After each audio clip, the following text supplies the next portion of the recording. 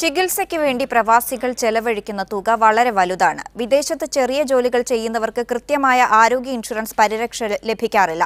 പ്രവാസി കുടുംബങ്ങൾക്ക് പ്രത്യേക ആരോഗ്യ ഇൻഷുറൻസ് പദ്ധതി വേണമെന്ന ആവശ്യത്തിന് വർഷങ്ങളുടെ പഴക്കമുണ്ടെങ്കിലും സർക്കാർ ഇത് കാര്യമായി പരിഗണിച്ചിട്ടില്ല.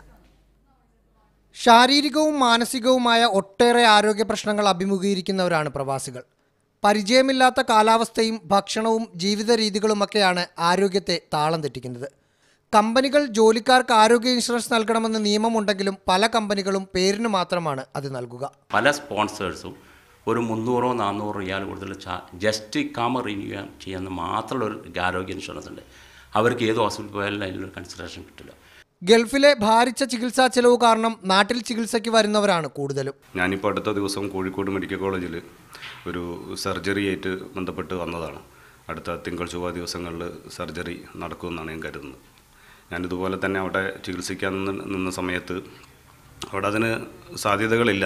പ്രവാസി കുടുംബങ്ങൾക്ക് ആരോഗ്യ ഇൻഷുറൻസ് എന്ന ആവശ്യം സർക്കാർ ഉടൻ പരിഗണിക്കുമെന്നാണ് പ്രവാസി വെൽഫെയർ ബോർഡ് വ്യക്തമാക്കുന്നത്.